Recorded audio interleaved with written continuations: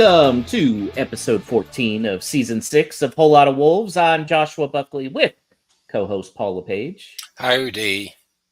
Back producing this week is Alex Patakis. Hey, guys. Danny is sick tonight. He's in our prayers.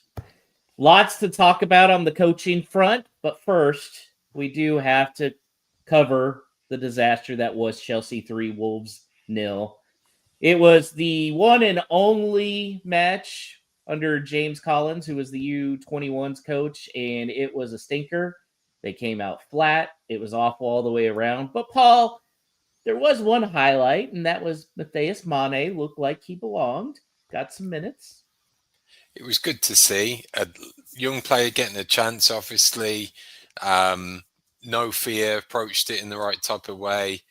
Drew the most obvious foul that you could ever get fouled for, which ultimately ended up going to the opposition, bizarrely. So you could say it was an eventful debut as far as that went. But that's some of the bright spots that you're looking for to try and get something out this season. I'll be honest, there's nothing else I can remember about that match when I watched it. No shots on target. What else? A Menezzi threw on goal, possible chance that didn't test the keeper. Yeah, that was about it. Paul remembers all the heartbreak. I just stopped paying attention halfway through. But now we all get to turn our attention to our new manager, former Wolves defender, Rob Edwards. He's Vitor's replacement. He leaves Middlesbrough, who are not very pleased about it, Alex.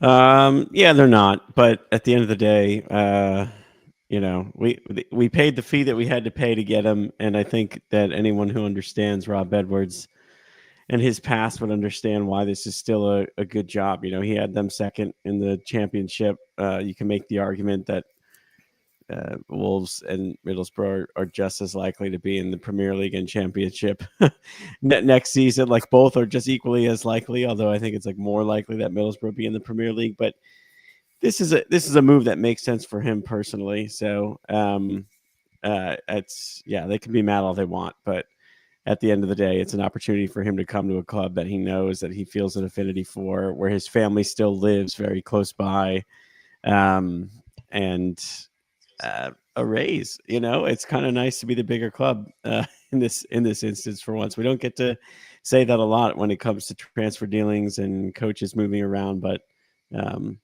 this is one of those instances. So, oh well, sorry. I do find it funny that the reports that the owner was gonna stick Rob Edwards with the hotel tab for all the time that he spent over there. That's sour grapes, but I get it. We'd probably be feeling the same way if it was us. He signs a 3.5-year deal, Paul, and so that leads a lot of us to think, well, is he the appointment looking ahead to the future of we're probably getting relegated? Hey, this is going to be the guy to get us back up to the Premier League after spending 26-27 in the championship. Is that your feeling as well? Yeah, I think it's got to be, actually, in that it's really last chance saloon for Jeff Shee for this type of appointment. And he's banking on a number of factors, being Edwards' past affiliation with the club, all of the positives that exist there. But at the same time, knowing that he's got to at least get the team putting up some fight, even if we do go down, to say that, you know, at least they tried, at least we took it to as far as possible in order to try and stay up. Hopefully we get a nucleus of a side to keep, to bounce straight back up, being that he's a young coach, good ideas, has experience in that league to try and do it. I think the gamble is that if it's, I don't think it's going to be a disastrous appointment, but if it's just a minor splash in the water about what we can do in going down, maybe the fan discontent forces him out if there's a bad start to next season. So I think that's part of it, that she's gambling based on ultimately if he can keep us up and be phenomenal, or if we do go down, then we've gone down fighting, and there's still enough momentum that he can use it, and Edwards can use it favourably to try and turn it around. So that's my biggest concern, Alex, is will Wolves fans have the patience to still back and support Rob Edwards if when Wolves go down into the championship? Do you actually think Wolves fans are going to be like, cool, yeah, let's let's roll with this guy? I think there's a good chance. I think what's important in this scenario is just the type of football that we'll be watching. Like if it's anything like what we have been watching, and that's the way we end up kind of heading towards relegation, I don't necessarily think, I think then maybe there's a little bit less patience and a little bit less excitement from the fans when it comes to next season. But I think if he has them playing. If he has them playing something cohesive, something that we can recognize from week to week, and it just so happens that we come up short and we end up getting relegated, I could see that patience being there. And it's also, I think it's a different circumstance when you're looking at who he is as a guy, right? Like we know he has an affinity for the club. That's something fans can get behind. I don't really see him saying anything in the media that's going to get him into any type of hot water. I don't necessarily see him falling out with our players the way like previous managers have. So a combination of all of those different things, I think, makes it so that it'd be likely that we can still be backing the manager. And also there's a weird unifying factor within the Wolves community, and that most of our angst is almost always targeted towards Fosun at this point. And I think it's very likely that Rob Edwards will get the empathy and sympathy from Wolves fans, and that he was willing to come in and take this job, knowing what he's getting into, knowing who he's working for, and knowing what a big challenge it is based on where they are in the table right now with only 2 points and no wins since what was it, April, right? So I think that buys him a lot in the emotional bank of Wolves fans, and barring them just really looking like they're not really playing for him and really looking like they're not an organized team, I think it can go well. I think it's a smart move. I just worry if there's a couple of lineups in a row people don't like, then we're going to be seeing hashtag Edwards out. And then it's just, we have to have patience at sometimes, guys. Let's unite as Wolves fans. Let's have patience. Somebody that Fosun has way too much patience for is Jeff Shee, who, I love this comment, we need to refresh the whole club. Then he went on talking about the coach, blah, blah, blah. Is there a more tone-deaf statement, Paul, than trying to be like, oh, we need to refresh the club with a new coach? It's like a refresh every 6 months, though. Wasn't Pereira's a refresh, and Teti, and this whole giving him a more of a manager title and having that remit, and that's flip-flop between Hobbs as director of football, and then a bit more Mendes, less, and Nuno. So it's like make your bed and sleep in it. The thing, like, what these individuals are always looking towards is the likes of like Brighton being the model and that contingency, and that's because they have a very stable, solid football structure in place with football people at the helm who know what the F they're doing, whereas we've got this joker, this chancer, who's just throwing darts against the wall hoping they can stick, and flip-flopping every 3 to 6 months. That's no way to operate a football club from the football side. Commercially, stability, it's non-existent. So unless any of that changes, then he can talk about it all he wants, but he's the root cause of that whole problem.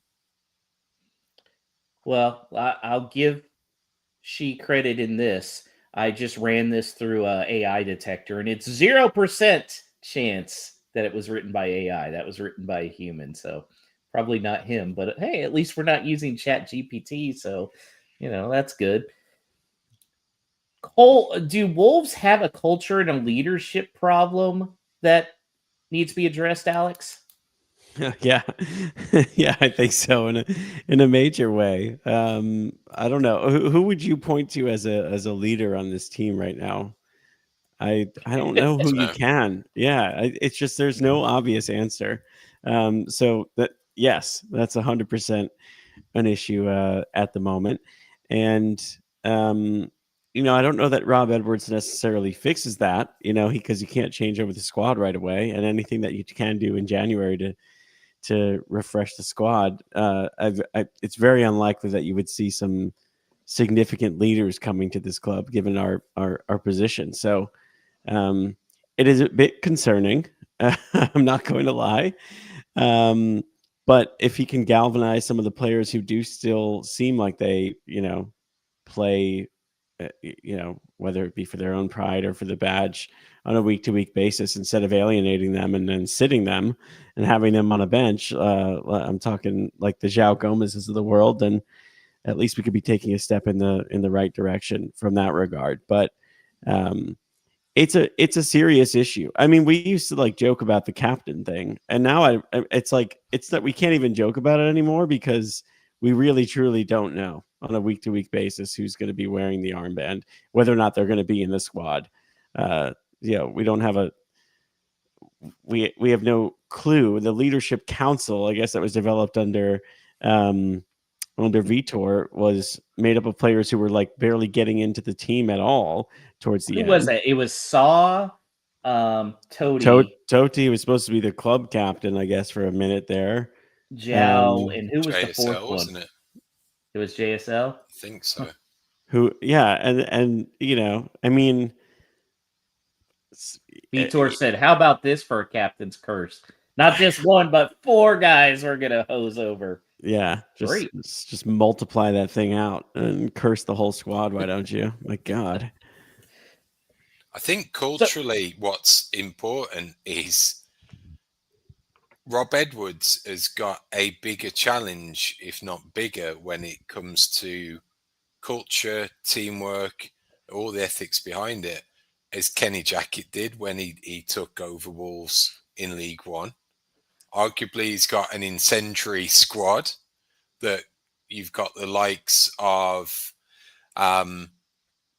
Andre, who could be voicing concerns over playing time around the World Cup, potentially João Gomez as well. JSL, potentially still issues from getting butthurt after not leaving in the summer. He's contending with all of that at the same time as being in the biggest league in the world for a club 8 points adrift at the bottom of the league, trying to keep him up. So I think that factors into his appointment. I think that factors into probably getting a longer leash if relegation does happen, because maybe he's got a fragmented, somewhat alienated squad that could start to see departures as early as January that may need fully rebuilding in the summer.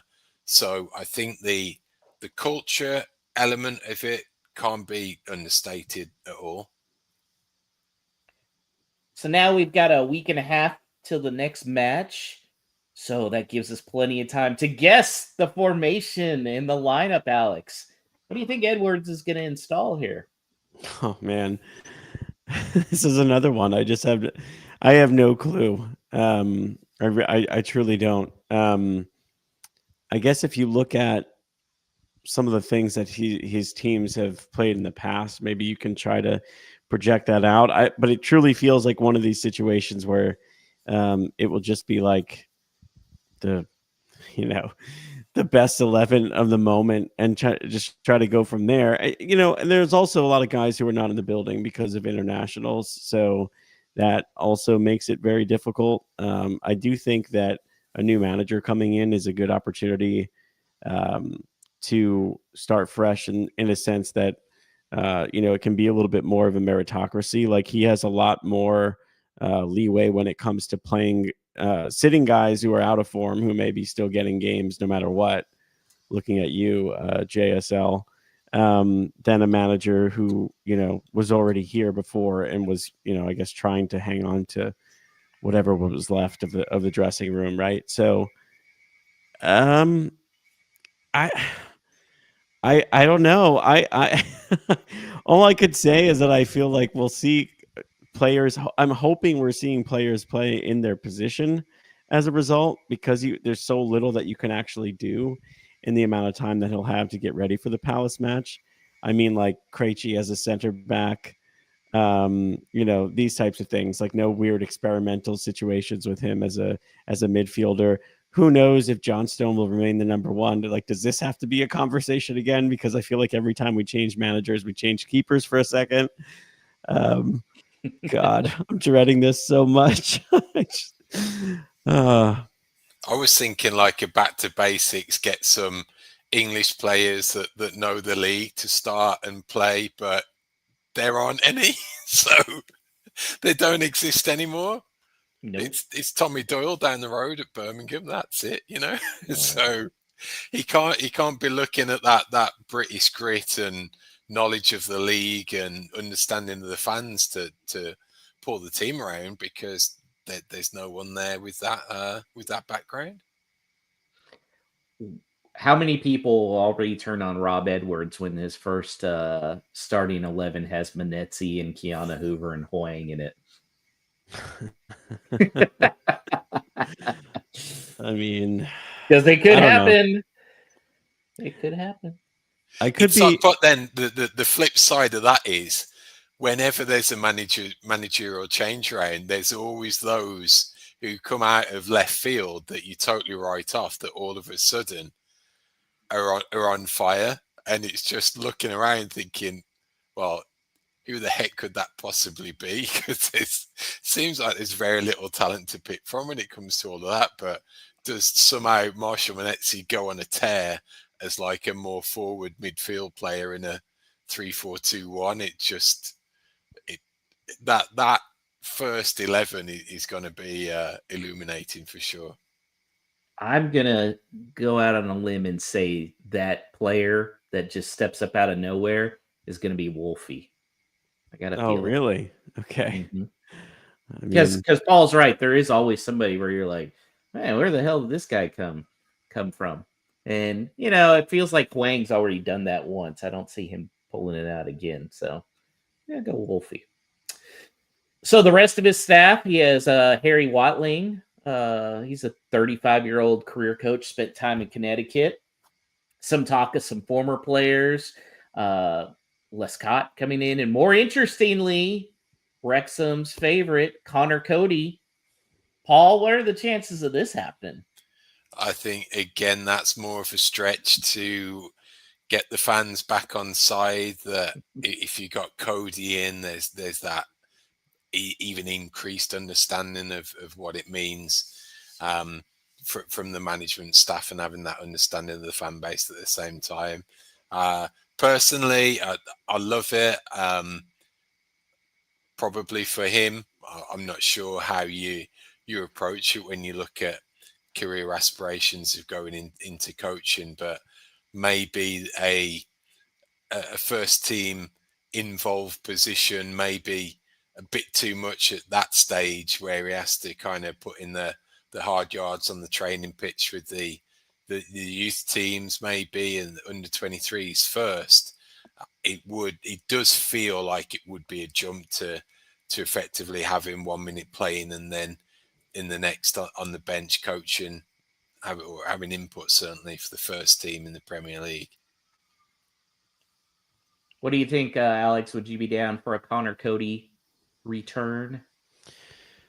Yeah, in that sense, yes. I think I would. In previous years, we've been talking about bringing him back to actually play like a real role on the field. That is just something that I feel like we really needed to move on from.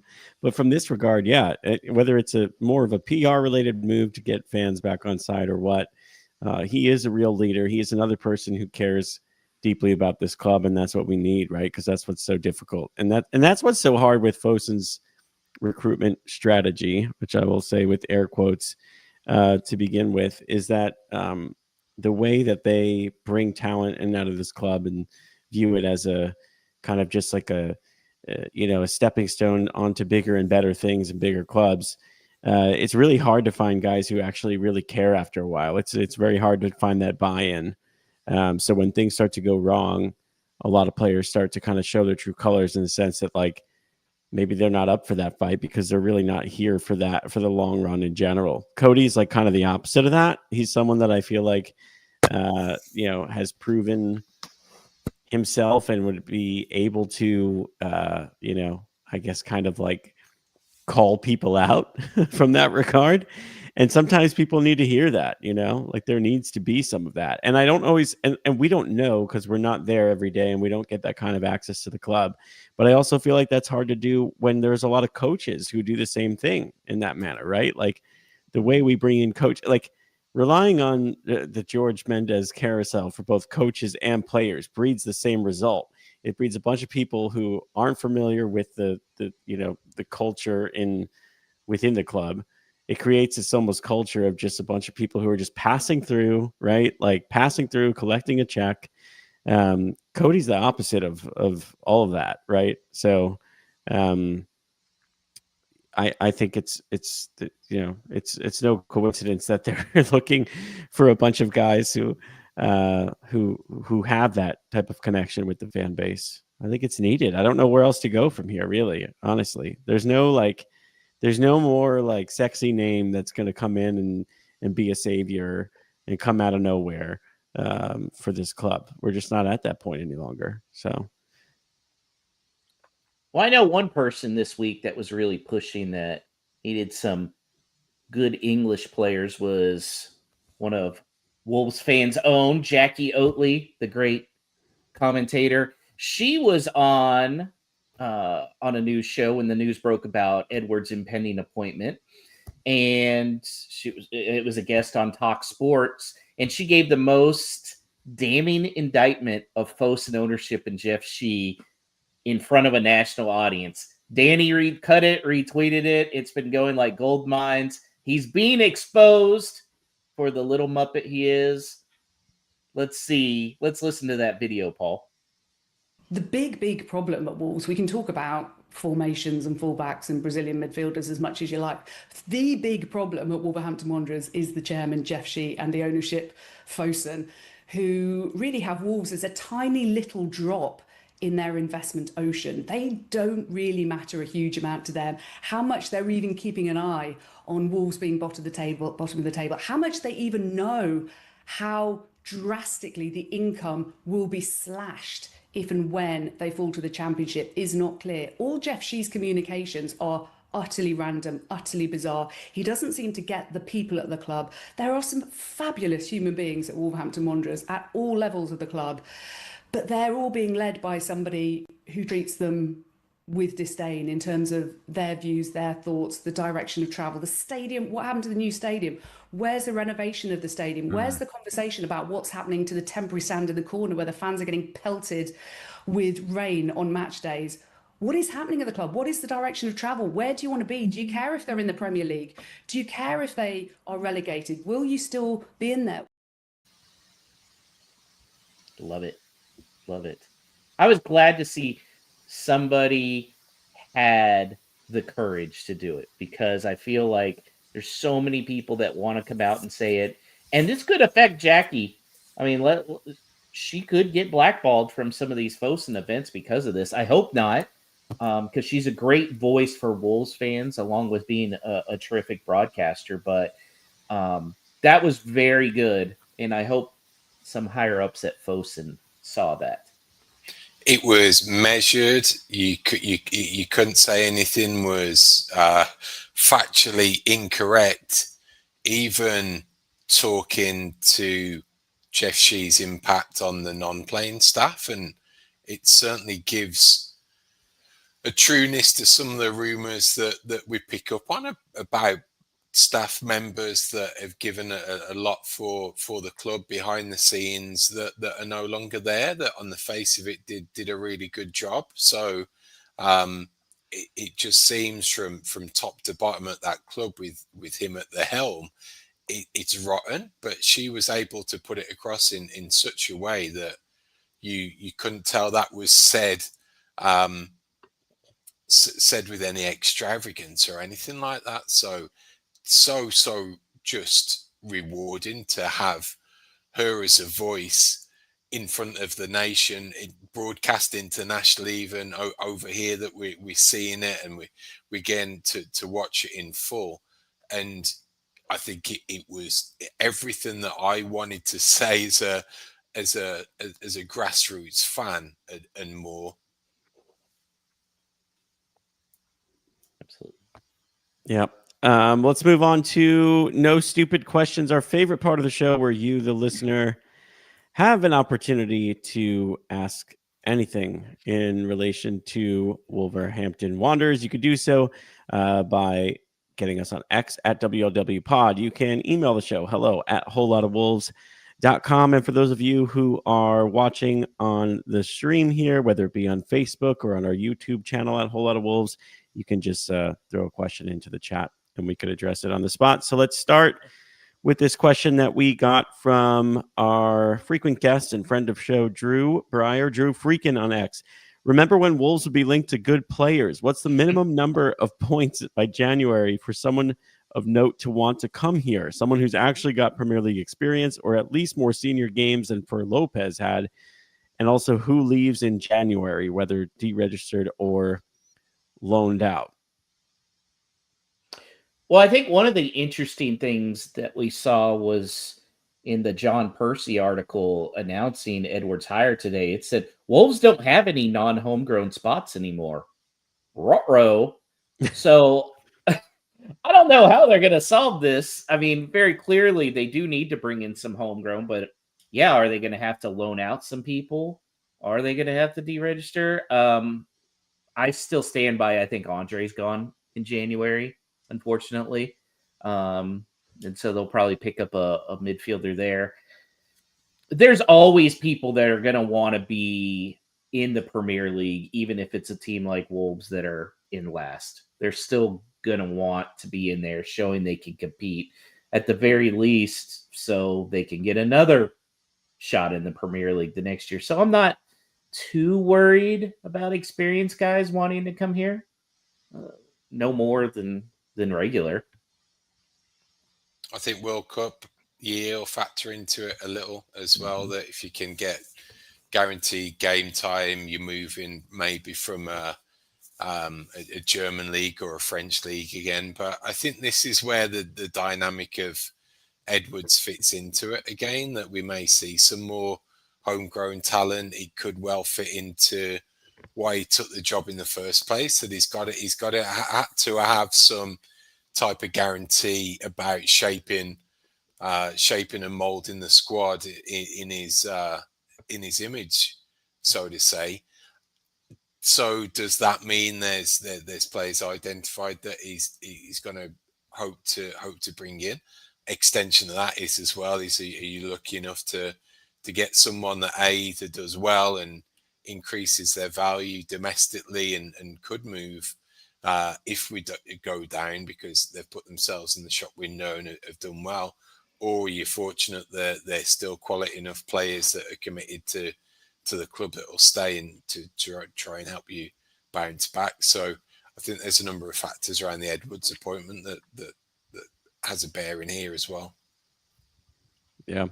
And the question was also just regarding like when Wolves would be linked to good players. This past summer kind of felt like the death of that, because there were a couple of players, granted, none of them were like established Premier League players, but some players who did excite, and we got rejected by every single one.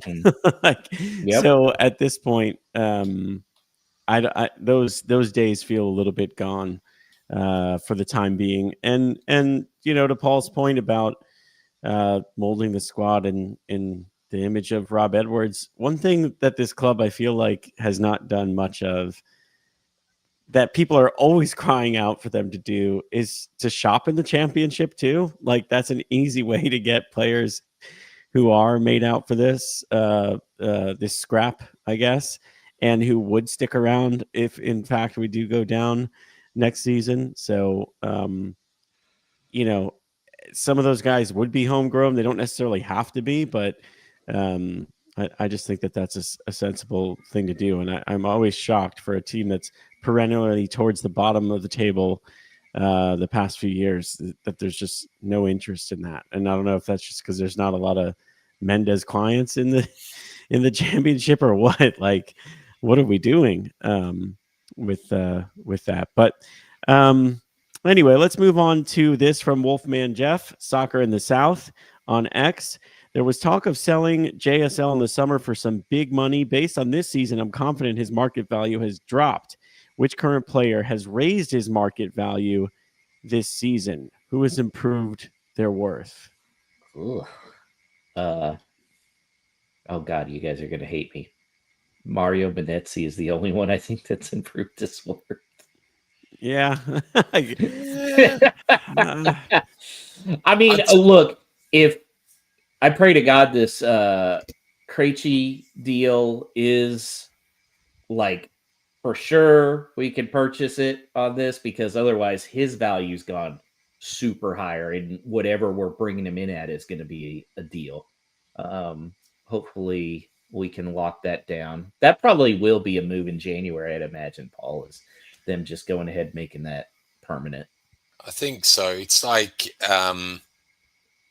right now, even you're probably looking at him thinking he's at his value, or maybe that's dipped a little after some recent performances where out the gate he looked to steal. And I'm factoring in things like Benetti, yeah, maybe, but he's the wrong side of 30 now, or approaching it at least. So he's not going to get that appreciation based on his age. Cy Waldron, no love for Hugo Berno. No, I think he's been distinctly championship, and that was he's probably shown nothing so far to say that he's kicked on from when he first broke into the team even. So I'd be clutching at straws to see if there's any raises at all. And herein is the problem, because this whole squad is run purchasing young players and having their value increase and then selling. And we can't name one player on the squad that has improved their value right now. Not one that we could say with confidence. That says it all right there. That says exactly why we are where we are. Yeah. No notes, nothing to add. But we were talking about JSL decreasing his value. So while we're on that topic, here's this one from Minnesota Todd in the chat. With his new hip, can Josh run faster than Jurgen Strand Larsen? Hey, I tell you what, this week I was able to put socks on my left foot for the first time in 9 months. So I'm feeling good. Let's go, JSL. Let's run it out. Not far off, right? Yeah, I've been walking 1.5 miles every day. Like, I can do it. I can at least, compete him in a soak off. Yeah. Which makes one wonder what Tolu has to do to get some run of the team. If off a hip replacement, Josh is nearly just as fit. Let's go on to Sai, who submitted his question, saying, Is it okay for a former player to celebrate scoring against their old club? Asking for my friend Pedro Neto. That's you. That's all you, Alex. I've maxed out my anger at Pedro Neto. There's no point in continuing down this road. Yeah, man. I don't know. Like what pissed me off originally was just that it wasn't his own goal, right? And then to do the celebration with the fingers in the ears thing is just such a clear I don't even know what actually it's very unclear to me because I don't think he gets any stick from Wolves fans. In fact, I never thought he did get any stick from Wolves fans, which is surprising given how quickly we can turn on somebody and how little he was actually on the pitch. And this guy had tremendous potential. He was a very exciting player. But the fact of the matter is, like a good portion of his Wolves tenure, he wasn't available. And we didn't even give him shit for that, unless I'm just misremembering. So what that celebration was about, I really don't know. Why he just can't operate with some level of just decency to the club that seems like it was very good to him. It got him the move he wanted, didn't get in the way at all.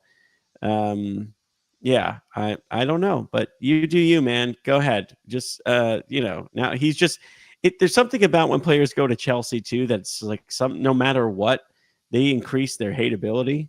Like watching him run around opposite of Garnacho, who was so hateable on Man United and somehow is even more hateable now. It's like it's ridiculous. I just can't. Man, remember 16 months ago, he was like, all Wolves didn't want to leave, and we met him in Fort Lauderdale, a nice guy, and yeah, I do remember that. Remember that photo? It was like him. We all took photos with him. Yeah, Mario I'm looking Lemina, at this jersey Nelson with Semedo. nobody else fucking on this team. At least I got Bully to sign it. That's contingency for you. Yeah. Unbelievable. Yeah, the Neto thing, obviously I got angry, but it's also to the point now where I'm just like many things with Wolves, I'm just like apathetic at this point. Like I don't have any anger left in me. I'm tapped out. So that's all I got. Another question from Minnesota Todd, who emailed also hello@wholelotofwolves.com. If the squad was to enter a British bake-off style competition, which player would be the first to go? Which one would make it to the final, only to have a disastrous final bake? And which one would win? Okay, first to go is Saar. Like too adventurous and really mess it up. My finalist that would ultimately crash at the last hurdle, somewhat of a dark horse, Sam Johnson.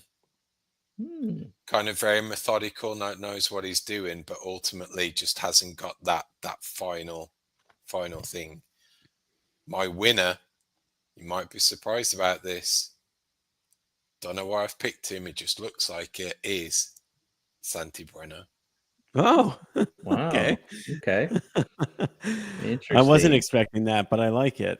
I could have called someone a master baker, but I didn't. So the guy I think flames out first is Matt Doherty. I don't know. I can just see him just going, I don't care about this. Whatever. I think Tolu I can see as a sneaky making it to the finals. He seems to have a little sophistication. What good is some tea without some cake as well? Huh? And the winner is because he was told that he needed to make something to prove his love to his wife. Rodrigo Gomez wins the competition. Okay, nice. That's funny because look, and Danny even said it. Oh, Danny said the exact. No, he has him going out first, which I actually agree with. That's what popped to mind for me. But that's funny because if it was like for like Valentine's Day or something, then maybe it's a different. He would take it serious. He would like big time. Yeah, Danny has him going out first because he says he won't even read the recipe before he starts. He's just like, running around the kitchen with the wind blowing in his hair, all hectic. Like that's all that really. I feel like the image of him that it would be the same in the kitchen as it would be on the pitch. I love the Saw shout for out first. That from what I understand, the difference between baking and cooking is baking is so exacting that like following the recipe is so essential. Whereas with cooking, there's a little more leeway. Some people like to even cook without exact measurements. I don't see Saw as that kind of like that exacting type of guy. That's just not his vibe. So I'm definitely with Paul on that one. I feel like João Gomez could be a man of many talents. You give him a couple goes I'll have him like kind of crashing out in the final, but making it kind of far, surprising us a little bit. He's just one of those guys when he puts his heart into something, I feel like he does pretty well. And winning the whole thing, God, that's a tough one. Yeah. I like the Tolu thing. That there's something about tea and right. I mean, can you just see this 6'6" baking savant? Yeah, like needs like a custom, has like some type of like custom apron that says like tea time on it. Yeah, getting really into that. I don't know. So You know who else would really stink at it would be JSL, because halfway through he'd just go, screw it, and walk off. Yeah. Just be like, I could buy one. When of he these in the found out store. that it wasn't on primetime TV, well, I'm wasting my time here. So you're really, so you've come a long way on JSL, Josh. You're like you've taken a few shots here and there tonight when you can. Are we all kind of in that boat now? I talk to Stu too much is what's going on. Okay. God, we could have got that money. Could have got that money, just signed Tolu, and I guarantee we would have fewer points than we have now in the league. Maybe we would have got Woltamade or whatever, and who knows what that could have been. Yeah, okay. Okay, he's a guy. He's a guy who would Alex. Cheers. I don't know. If you sell Strand Larson, maybe there could have been funds for that. He looks like someone who could bake. Actually, he would be like at a hipster bakery in Williamsburg, Brooklyn, here or something. Powdered sugar. Oh yeah. All right. Let's go to this question from Stu. You mentioned Stu, last week's guest, of course, and Stu of the Wolves fan cast. There have been many comments about Rob Edwards' good looks, which has prompted Stu of the fan cast to ask, how long before he morphs into Ian Dowie through stress? Now, I had to obviously get a little bit of education, do a little Google image search on Ian Dowie, but Paul obviously knows damn well who that is. I don't think he'll go full Ian Dowie. Ian Dowie, with all due respect, certainly isn't an oil painting as far as looks goes. Not that I can cast too much judgment, but the term "only a face that a mother can love" is quite apt. But he is quite adept at scoring bangers at Molineux, so we can't forget that. He did score a cracker for Palace in the FA Cup back in '94, knocking us out. But I think it's not going to be that much deterioration, but I could definitely see, do you know, when they do the portraits of the president at the start of the term and the end of the term, and like Obama went from like bright kind of shiny face, very few grey hairs, to just like sullen and like look like death towards the end, then it could be close to more like that. I think it'll definitely be right before the championship season starts, and he realized he also has been hoodwinked by Fosun, and we had no incomings until the end of the window. Come on, why do you got to do that? I'm good. He's got to know. Track record. He's got to know. No one can fall for this anymore. There can't be any more of this, right? Like it's happened too many times. He's been in the building to see it happen as well, or had very close proximity to what was going on. So yeah, he knows too many people. Know it. Yeah. He knows too many people who know not to believe any of that hype.